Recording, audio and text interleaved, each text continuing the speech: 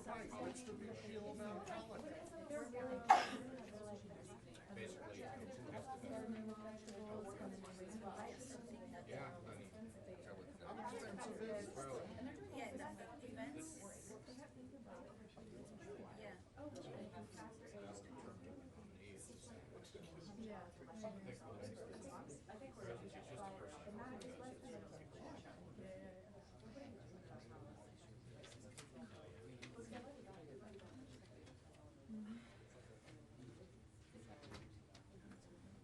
Yeah, I was gonna say tomorrow.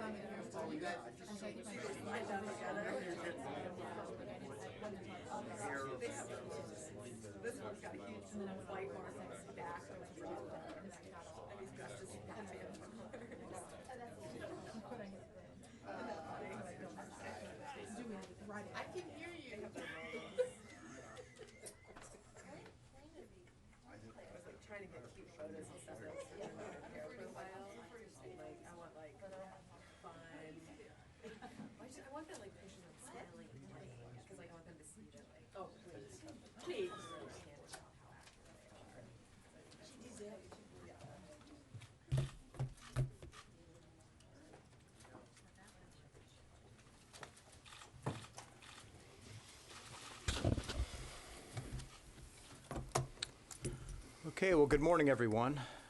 As you know, we have a busy week here at the Pentagon.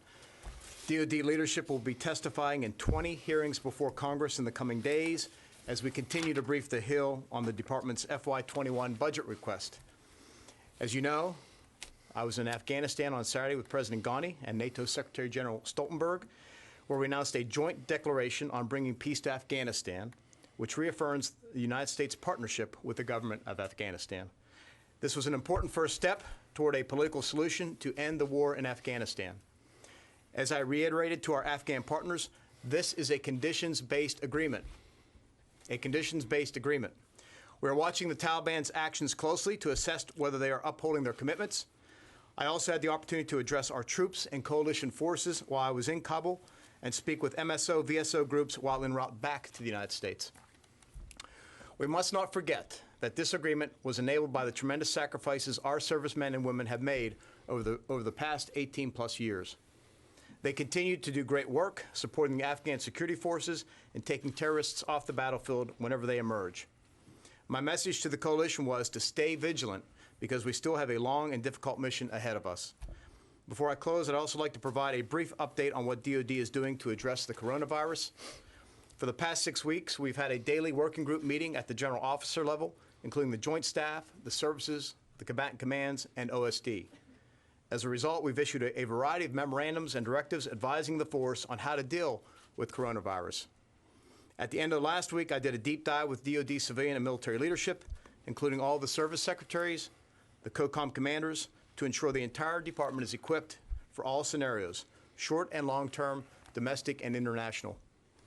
Commanders of individually affected geographic commands have all the authority they need and will provide specific guidance to their troops as the situation continues to evolve. Meanwhile, NORTHCOM remains the global integrator for all DoD efforts and entities. My #1 priority remains to protect our forces and their families. Second, to safeguard our mission capabilities. And third, to support the interagency whole-of-government approach. We will continue to take all necessary precautions to ensure that our people are safe and able to continue their very important mission. With that, I'll turn it over to Chairman Milley. Thanks, Secretary, and good morning to everyone. First, I want to say that as a veteran of multiple tours in Afghanistan, a former commander of IJC, I fully support the agreement that we signed over the weekend. And I know I speak for those of us in uniform. A negotiated political settlement is the only responsible way to end the war in Afghanistan, and this was an important step. This agreement would not have been possible without the thousands of soldiers, sailors, airmen, Marines that have served and sacrificed over the last 18 years. We owe an extraordinary debt of gratitude to America's sons and daughters who made the ultimate sacrifice and their families who have given their all to this nation. And this not only includes the military, but also the dedicated men and women of the State Department and the intelligence community, as well as our allies and partners from over 40 nations.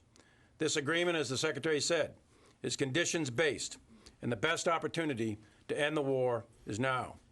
Protect U.S. national security interest is foremost in this agreement, and it provides the best hope for a peaceful future for the people of Afghanistan.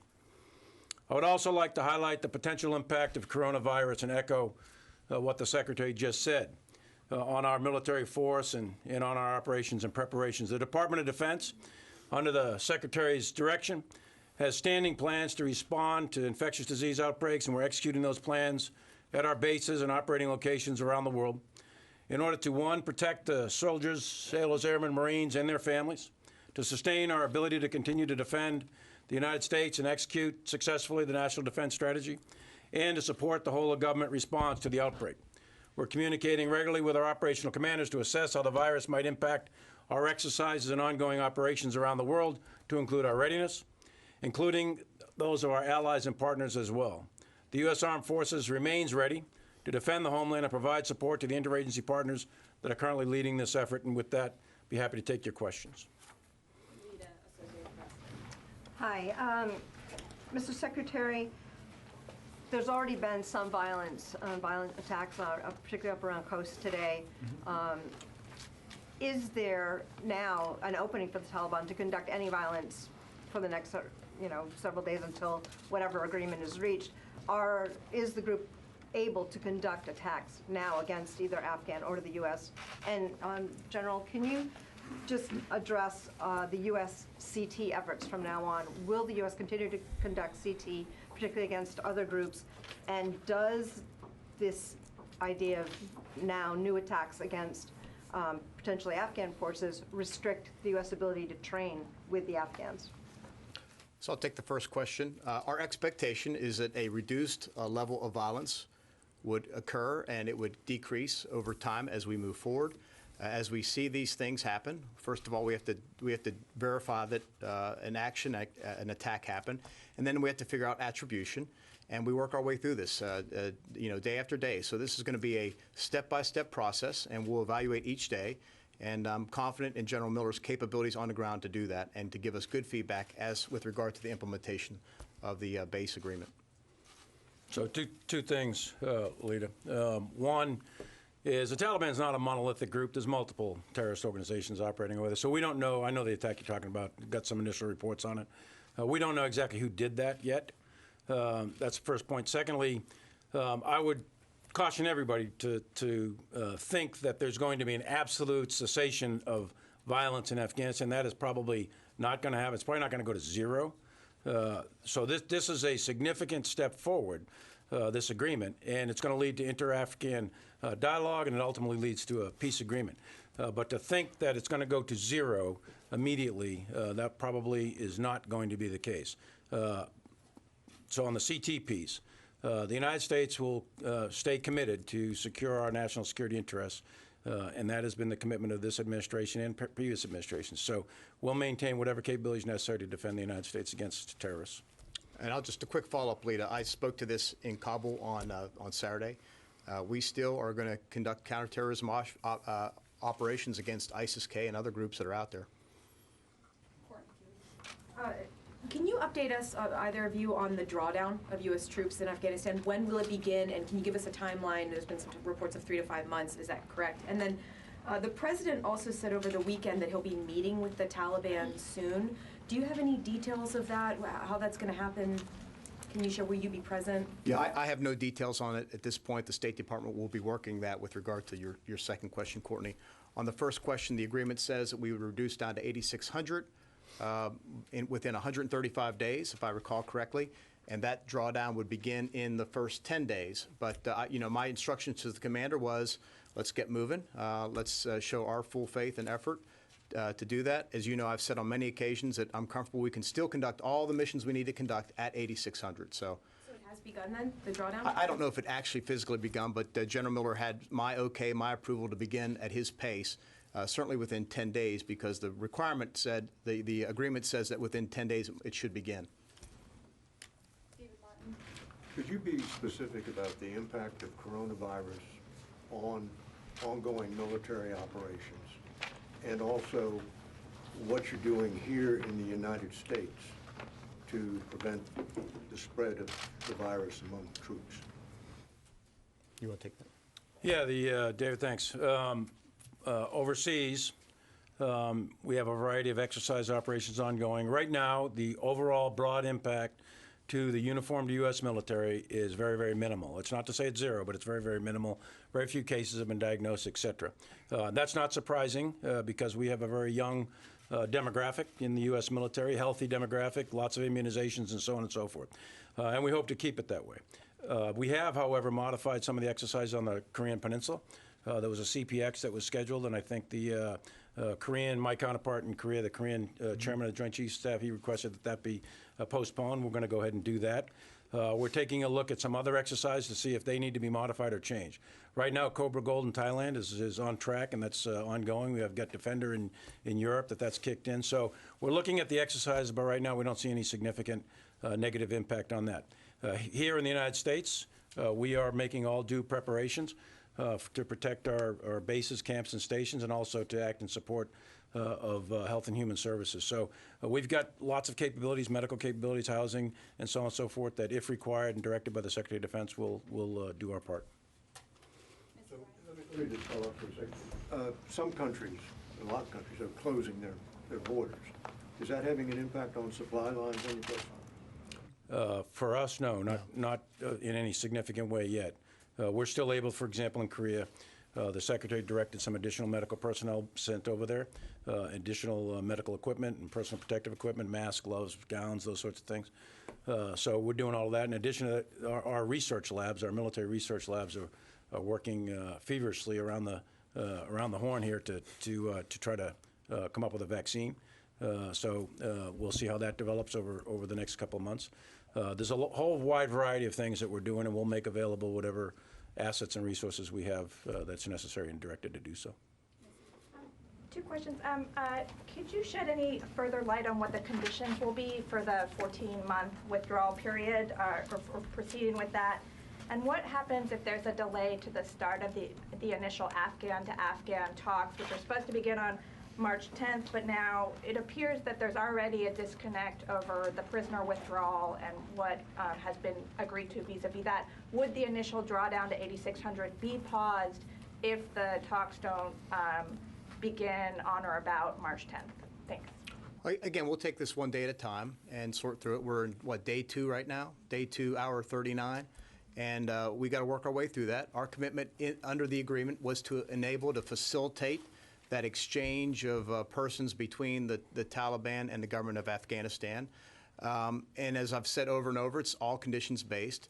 But we are going to show good faith and begin withdrawing our troops. And we can stop that at any moment. We can pause it based on, again, changing circumstances. Okay, and what are the conditions for the 14-month withdrawal period?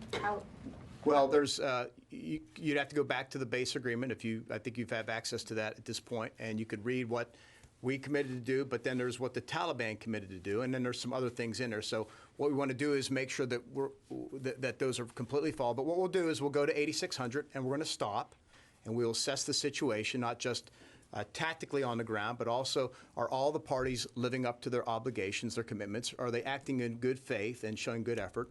And I don't want to get too far ahead of us at this point, but we'll go to that point, and we'll assess the situation with all the particular players. General Milley, I wanted to come back to coronavirus, a couple of things you both mentioned. I think you guys started off by saying that you were doing planning for all scenarios.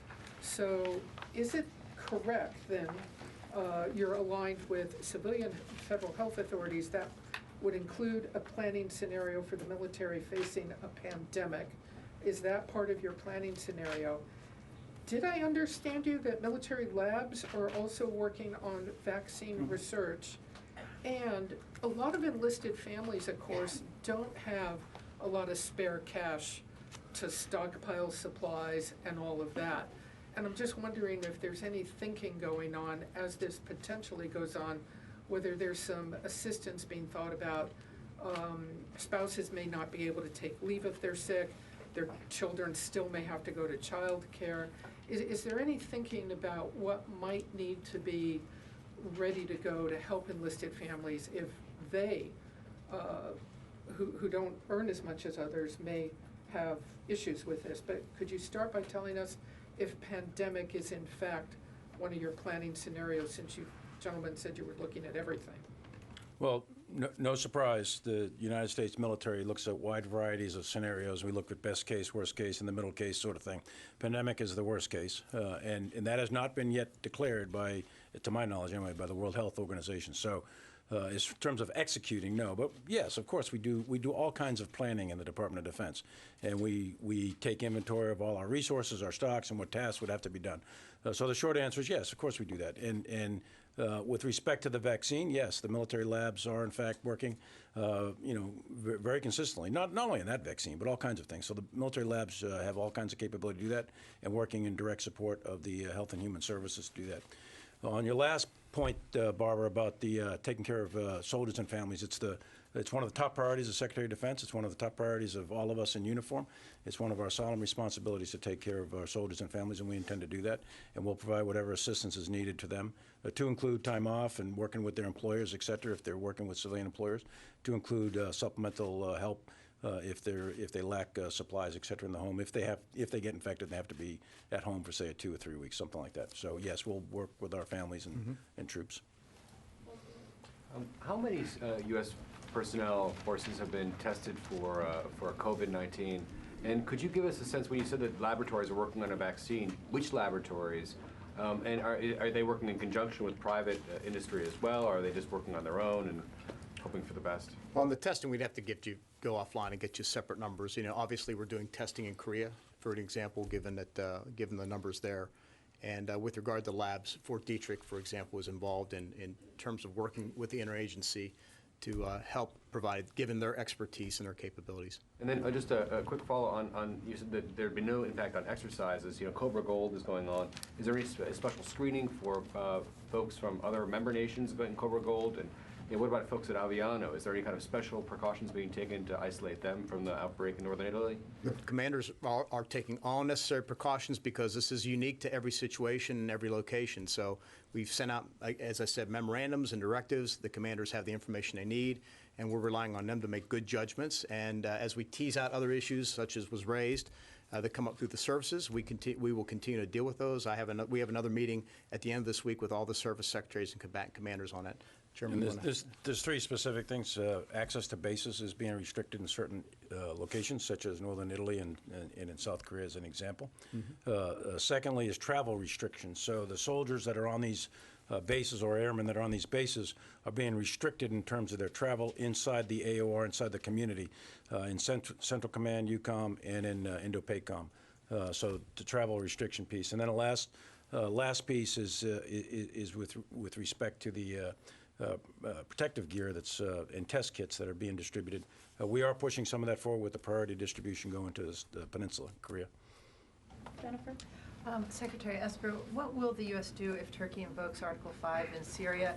And General Milley, were Russian pilots or warplanes involved in killing those Turkish troops on the ground in Syria? I'm not going to speculate on Article 5 at this point in time. Turkey obviously is engaged in combat operations over there, and we'll take it one step at a time. I had a brief conversation with Secretary General Stoltenberg with regard to this matter, and like I said, as an alliance, we take this one step at a time so that we're prepared for what may happen. We don't have clear, unambiguous intelligence on exactly who was flying what planes. Point one. Point two is I personally called my counterparts in Turkey and in Russia and urged de-escalation as rapidly as possible. Should they open the border between Turkey and close it to Greece? That's a political question, if you will. What are you calling on Turkey to do? With respect to whom? With regards to the border with Syria and the displaced people, nearly 900,000 who want to cross into safety, do you think that they should open their border to that? And do you think they should close their border and stop pushing immigrants across to Turkey's Greece? got to make that decision. My conversation with the defense minister last week was to share with him our support for Turkey as a NATO ally and member, and to point out the simple fact that Russians aren't always good partners. And so that was the extent of my conversation with them. Obviously, at the political level, they need to decide what they're going to do with regard to their borders. That involves the EU and their neighbor countries, and they got to work their way through that with them. One more question, Tara. I should add that the United States is looking at providing increased humanitarian aid for the persons in Syria. That's one thing. I had a conversation with Secretary of State about that. Air support? No. Thank you. Also on coronavirus, there may be a cluster, it seems, in the Pacific Northwest. Are soldiers at, say, Joint Base Lewis McChord or at Kitsap, are you doing any additional precautions there to test and maybe test to see if there's any exposure there? And then secondly, for base supplies like the commissaries, what sort of preparations are being made to make sure that those remain stocked? Well, I'll take the first stab at it and just say, look, we're relying again on the local commanders to make decisions that are unique to their situation, because each one is different with regard to the impact on the community, their resources, their stocks, and all that. And what I'm prepared to do is resource them as need be. So we've put out the call. You know, what authorities do you need? What resources? How can I surge the, whether it's DLA or other parts of the medical community within OSD, is to provide the commanders the support they need in order to do those three things. Number one, protect our service members and their families. Number two, ensure that our mission is safeguarded, that we can conduct our missions. And number three, support the interagency for the whole of government approach. Yeah, and the commander at Joint Base Lewis McChord, they have shut down some large, widely attended gatherings, for example, places where you get large numbers of people all co-located. But other than that, they haven't had any outbreaks so far, and he's taken appropriate mitigation measures. But I think we're in reasonably decent shape, even though there's a concentration of it up there at JBLM. Thanks, guys. Can I get when you said, just real quickly, a clarification, when you said that there were changes with coronavirus, is that why there was a port stop missed and skipped by the USS Eisenhower in Italy? And then if I can get a clarification from you on Lita's question, if I may, you had said that there were going to be reductions in violence that would continue to reduce, but a Taliban spokesman today just said the reduction in violence has ended now. our operations will continue as normal, and the Mujahideen will not attack foreign forces, but will continue attacks on Kabul administration forces. Is this at all what you, the U.S., agreed to militarily? If you can just expand upon Again, our that. expectation is that the reduction in violence would continue.